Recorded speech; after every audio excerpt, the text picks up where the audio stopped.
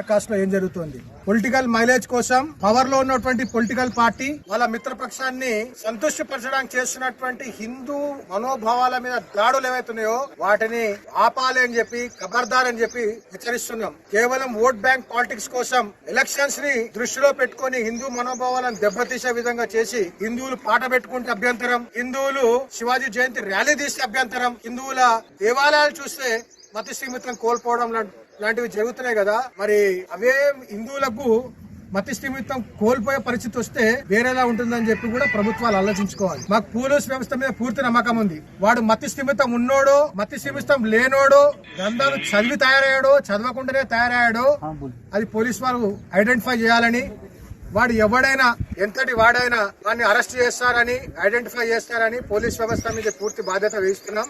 ఈ సెక్యులర్ రాష్ట్రం అని చెప్తూ ఒక మతానికి ఒత్తాసు పలికే ప్రయత్నం చేస్తున్నటువంటి పవర్ లో ఉన్న పొలిటికల్ పార్టీస్ ఒక విషయం గుర్తు చేసుకోవాలి. మీరు ఎలక్ట్ అయింది ఇదే హిందువుల ఓటు బ్యాంక్ తోటే. మిమ్మల్ని దింపడానికి ఇదే హిందూ ఓటు బ్యాంకు రెడీగా ఉన్నది. హిందూ మనోభావాలను టార్గెట్ చేసి ప్రయత్నాలు చేస్తే ఖబర్దార్ అని చెప్పి డైరెక్ట్ గా చెప్తూ పోలీస్ వ్యవస్థ మీద మాకున్న నమ్మకంతో ఇక్కడ ఉన్నటువంటి దేవాలయ యొక్క భూమి 14 ఎకరాలు ఈ రోజు 1 ఎకరా ఎట్లయింది, చుట్టుపక్కల వెలిసినటువంటి ఈ అన్ని ఇల్లు కూడా ఎట్లా కబ్జా చేసి ఎట్లా ముందుకు వచ్చినాయి, ఇక్కడ కనీసం వాచ్ చేయడానికి టికెట్ కూడా లేనట్టుగా అనిపిస్తా ఉంది. కాబట్టి నేను పోలీస్ వారికి ఇక్కడ ఉన్నటువంటి GHMC అధికారులకు విజ్ఞప్తి ఏంటంటే, ఇది హిందూ మనోభావాలకు కేంద్ర బిందువులైనటువంటి దేవాలయం ఉన్నటువంటి ప్లేస్. దీన్ని అంతే పవిత్రంగా చూసుకోవాలి, లేకుంటే హిందువులు కూడా మత స్థిమితం కోల్పోతే పరిస్థితులు వేరేలా ఉంటాయని చెప్పి సున్నితంగా వాళ్లకు మనవి చేసుకుంటూ ధన్యవాదాలు.